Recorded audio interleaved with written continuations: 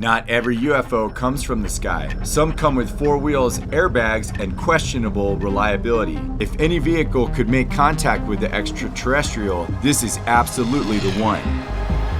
On today's episode, we're attempting to drive a bizarre, alien-looking SUV 2,000 miles through a winter storm. We'll uncover Cold War crash sites and missile silos, off-road on side-by-side trails, and even hunt for real signs of extraterrestrial life. Can we entrust this 1999 Isuzu VehiCROSS with our lives through America's strangest backcountry? We're about to find out. Along the way, we'll explore the little green man lore of Roswell, search for the mysterious glow of the Marfa lights, and dodge our own mechanical mishaps as we push this underdog 4x4 into the rugged wilderness of Big Bend, Texas. This isn't just a road trip, it's a full send into the unknown.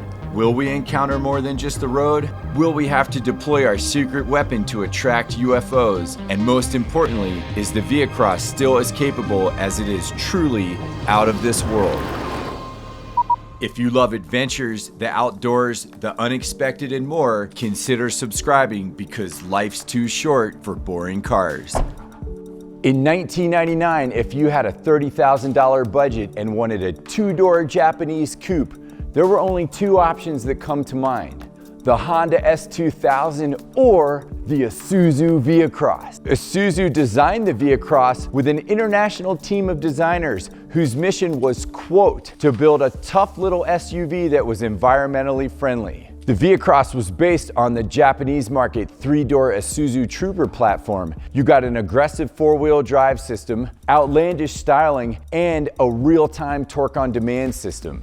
But due to its short wheelbase, it was applauded as one of the best handling SUVs of the period. Car and Driver even went so far as to call it the Miata of SUVs. The interior could best be described as claustrophobic, especially for those unlucky enough to sit in the rear seats. The marketing literature claimed no connection to Area 51, but did highlight how rare the VehiCROSS is. In actuality, over 4,000 units came to the US. There is one problem, and that is that the torque-on-demand system of this VehiCROSS has been a little temperamental. So we actually got a solution for that from the VehiCROSS community. We bypassed the torque-on-demand system to make it like a traditional 4-wheel drive. I'm gonna put our tent and I'm gonna put our secret weapon, the thing that we're gonna use to potentially attract the extraterrestrials, up top, and then we're gonna try to fit the rest of it in the back. I don't think we could bring anything more, but it fit all our gear with no problem. Off we go.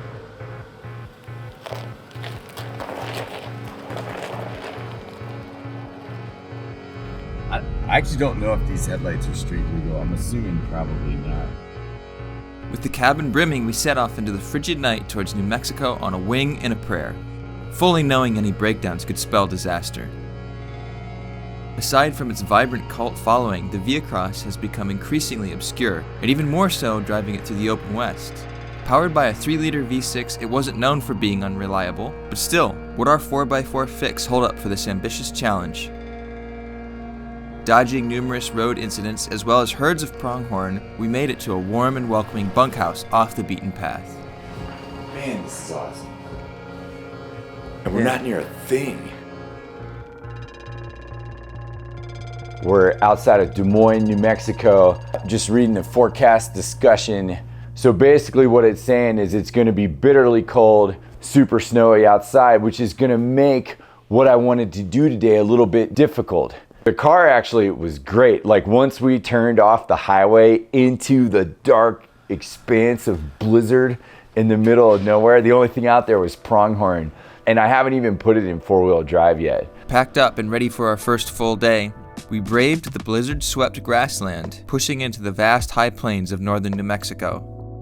Beneath the storm's veil, the Raton-Clayton volcanic field lay hidden, its cinder cones and lava flows swallowed by the silence.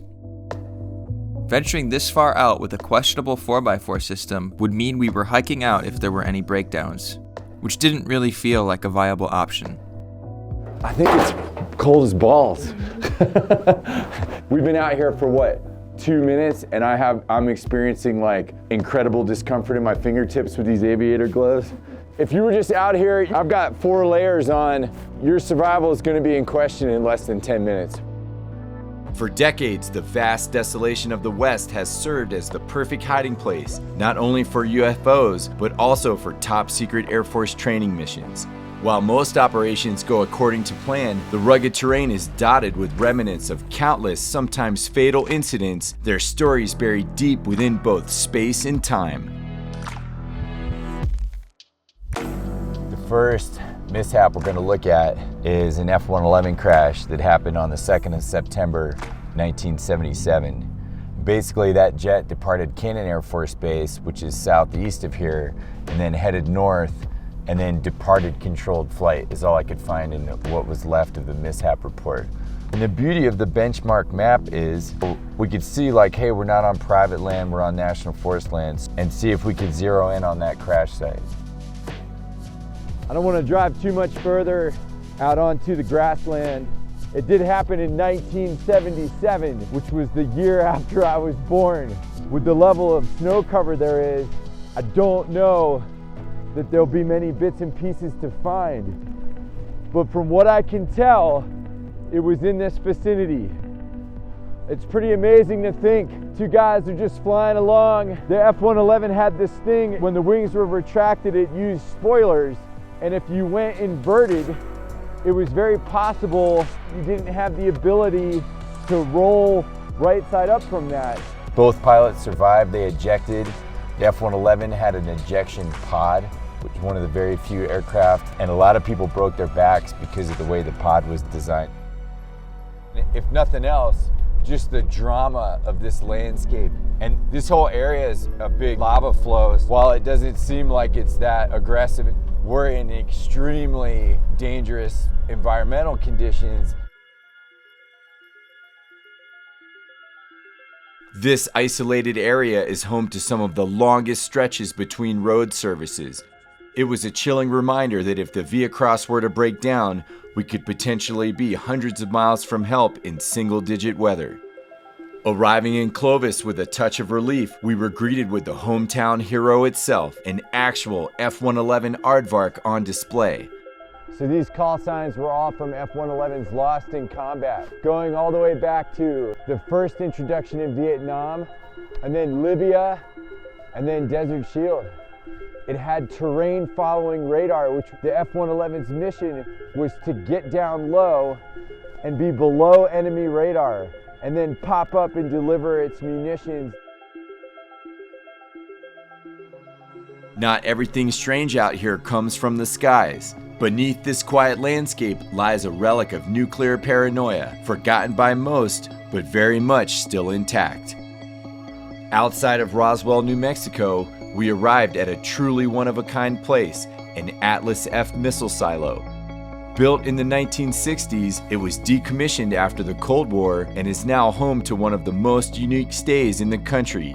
That is, if we can find our way in. This nuclear behemoth boasts a launch control center and living quarters with a utility tunnel that leads to an enormous silo buried 8 stories beneath the earth. Remarkably well preserved, it offers a rare glimpse into history, and the wildest part? We were going to spend the night. So this was I think one of the first generations of intercontinental ballistic missiles, and they stored it without the nuclear warheads. This is the first layer of blast door, and then like right about here, it's noticeably warmer. It was so cold outside. So then this is where we'll stay tonight. But so this has been made into, this was like the crew quarters, but it's been made into a more of a livable space. And this whole structure are cylindrical platforms on springs. And this was the actual operator's manual for this specific missile silo, which was part of the 579 group. When I see the silo, this is the actual silo. Actually, the thing that baffles me the most is kids. I saw in 1995 there, the kids would sneak down here and graffiti this in the dark. The entire missile, this whole assembly is suspended on these springs. And then he was saying these were ventilation tubes, and because of the liquid oxygen that was stored in here, this was all air conditioned. There was like 4 mishaps where these missiles exploded or something happened, and one of them, the missile fell down and exploded, and the other one, they raised it up too fast and it teetered and then fell and exploded.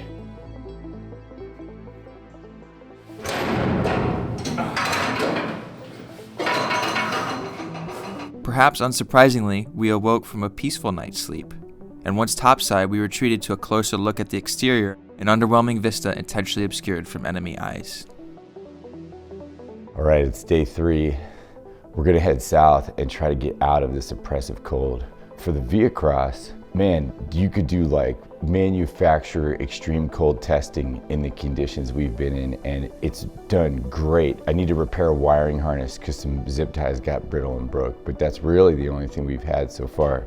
As we drove in, we started to see clear signs of what the fuss was all about. In 1947, a weather balloon crash landed just on the outskirts of town, but when the Army's initial report of a flying disc was swiftly retracted, the phenomenon of the UFO was born.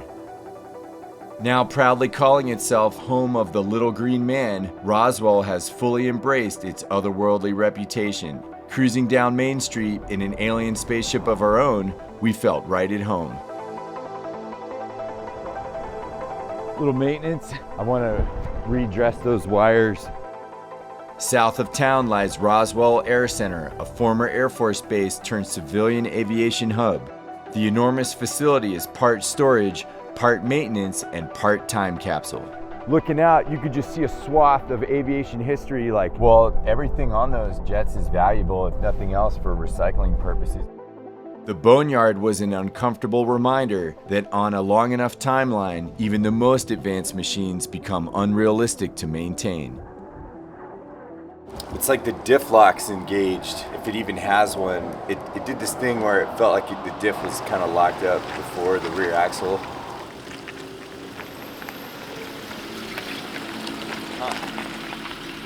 It feels fine right now. You know, it's not surprising there's so much extraterrestrial stuff in this part of the country because there is pretty much nothing as far as you can see. Do you think it's also that there's just so little light pollution, you're able to actually see what's happening? You grew up here, you're kind of like a little bit closed off, but not because anybody's stopping you, just because the distance is. Lots of time for thinking. Yeah. The Lone Star State offered a welcome, if brief, escape from the biting cold. But it wasn't just the warmer weather emerging. Tonight the sky itself would deliver something rare, a planetary alignment with 5 visible planets looming above. Tonight's pretty unique, and they're not quite out yet. But right now we can see 4 planets at the same time. So you can see Venus, Saturn, and then as we arc across the sky, there's Jupiter. And then over here is Mars. Pretty cool. It was the kind of moment that makes you feel small, and the universe feel like it might be watching back.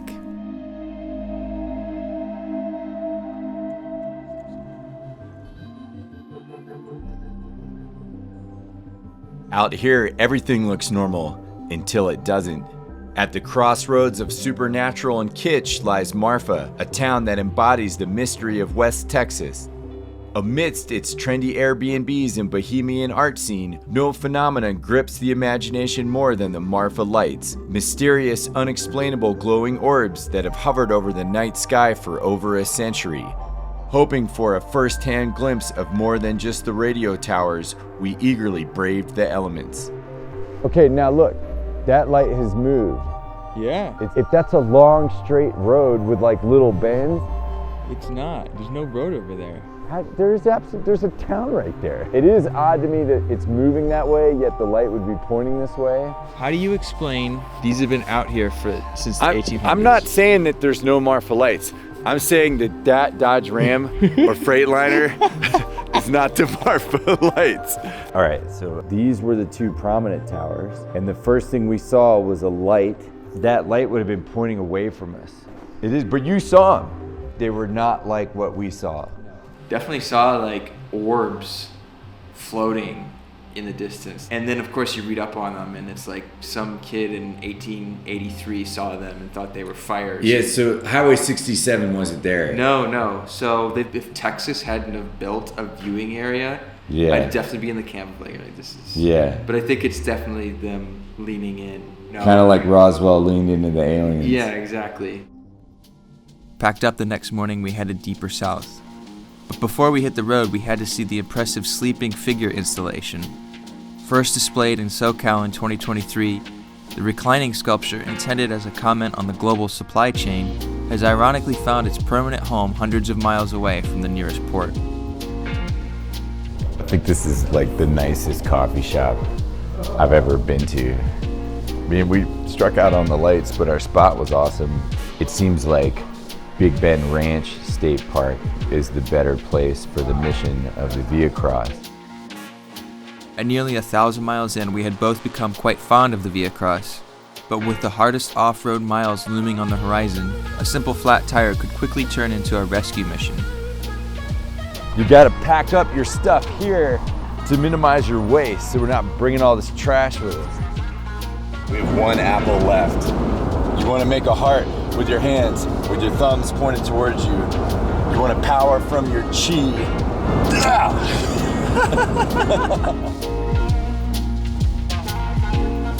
Yeah, it's on the stick, but put another cord in, and then we've got 5 in reserve. So it's funny, even though it's an Isuzu, it's doing BMW E46 things. Permit in hand, we'd venture to the other side of nowhere, Big Bend Ranch, a highly technical 4x4 destination that skirts the border with Mexico. Featuring primitive campsites, international dark skies, and over 500 miles of dirt roads, it was the perfect place to up the ante of our high-risk journey for the VehiCROSS.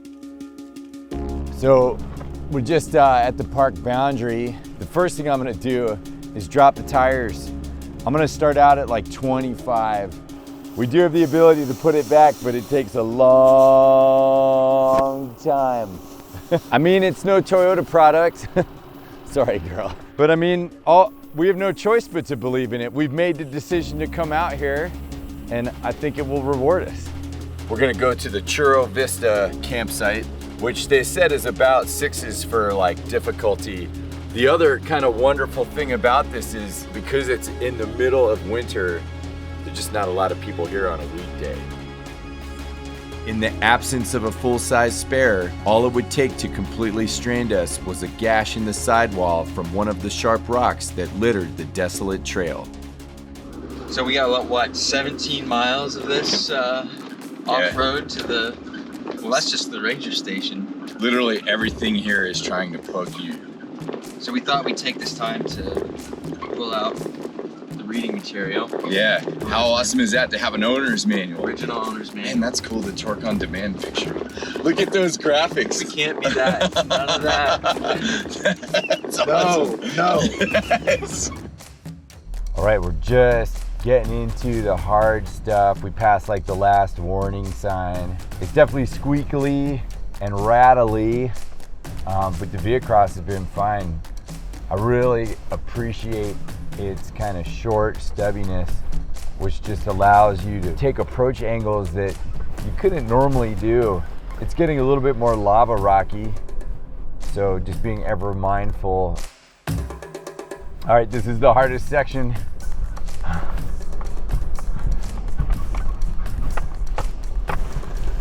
Oh yeah, dude, it's like not even phasing it. Easy. It's like piece of cake. The approach angles are so small and stubby, you're just like, boop, boop, boop, boop. We probably have about like an hour of usable twilight, but we could channel aliens with all the lights we hung on this thing.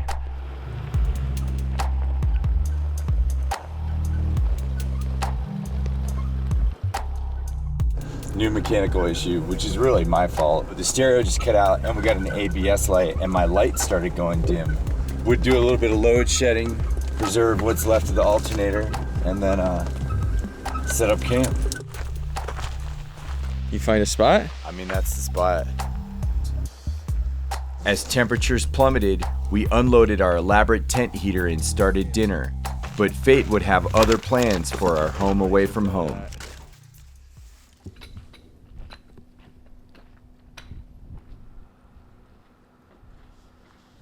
So, it was nice and toasty last night in theory. It wasn't going to be toasty warm in there, but it was certainly going to be comfortable. And we were just settling in for the night. And it was like, you know, I thought about kitting the car out so we could sleep in it, like removing the seats. The only thing about taking the seats out while you camp is that in the very unlikely event of needing to bug out, Yeah, there's no bugging out. You could do it. Just ride on the poop bucket. I've driven a lot of cars on milk crates. I gotta say, I know it's day 5, but I woke up this morning and I couldn't help but wanting an Isuzu VehiCROSS. It does have just an incredible charm to it. Yeah. And yesterday we discovered that Kanye drove a VehiCROSS like last year. Yeah. Looked good. Unsure of how secure the border would be, we headed west along the Farm to Market Road 170. It runs parallel to Mexico, with only the Rio Grande separating us from another world entirely. Here we are. Let's go see if we can throw a rock into Mexico. That was like one skip. I mean, as far as border crossings go, that's about as easy as it gets. You could cross here without even getting your feet wet. It is stunningly beautiful. It's not typically what you think of when you see pictures of like the Rio Grande on the border. We've seen one border patrol, but it's a numbers game, right? Like you got one guy for so many miles versus so many people trying to cross. Yeah, this is like so easy to... Yeah. The border was a poignant contrast between natural beauty and the all too real immigration debate that affects many people each day. Leaving the border behind, we approached the ultimate test for the VehiCROSS, an amalgamation of treacherous trails, dry riverbeds, and narrow tracks that seem much more suited for something smaller than even our SUV. I think we found some legit four-wheel trail to truly test the VehiCROSS, something that a relatively stock vehicle shouldn't be able to do, at least not as easy as it did. All it's got is a lift and bigger tires. And this trail is basically a side-by-side trail. It's not even on the map. The main trail, four-wheel drive road, goes behind the mountain there. But I can't believe how good the VehiCROSS is. Nothing's phased it so far.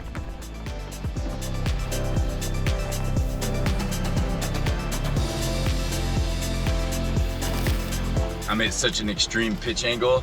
The seatbelt's locked. Oh, dude, yes. This stuff is so steep and narrow, this road. I mean, we've certainly pinstriped this a little bit, but nothing that I can't fix. But anything bigger going up this trail would just be ruinous. I mean, it looks like a toy car going around. From some angles, it looks like a RAV4. Yeah. And like an old 90s RAV4, because that's from the same era. Like the two-door RAV4. Yeah, but then other things are so modern about it.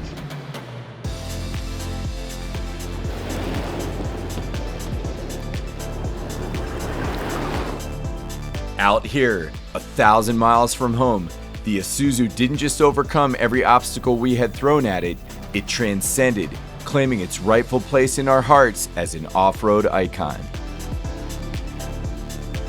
As we left the slow trails behind and allowed our trusty friend an opportunity to stretch its legs, it became clear that we might come up dry on extraterrestrial activity. So here we are at the bottom of Texas, super cold again. The cold is back, which is normal for the desert. We're just about to wrap, but I'm really bummed we didn't get to see any lights. The plane crash was awesome. I kind of expected Roswell to be a little alienish, but I really did genuinely think we'd see the Marfa lights. But just to make sure we all get to see some lights, like any good pilot, I brought a plan B. It's absolutely the secret weapon, and if you look, you can almost see it. Though Isuzu still makes industrial trucks, the brand never shined quite as bright as it did with the VehiCROSS. A rare car that by all accounts had no business existing or even surviving this long had delivered more for us than we ever could have imagined. From nuclear missile silos to military mishaps, from strange lights to little green men, our enigmatic SUV checked every box, capable, reliable, and even a secret weapon delivery platform that just oozes of mysterious charm. In the end, we didn't need a UFO sighting to feel the intrigue. Out here, with nothing but our wits in the VehiCROSS, we found something rarer: solitude, wonder, and a reminder that the most distant roads are often the ones worth taking. Did you like today's adventure? Let us know in the comments, and if you like our channel, it goes a long way to like, share, and subscribe. That's it for today. We'll see you next time on Life's Too Short for Boring Cars.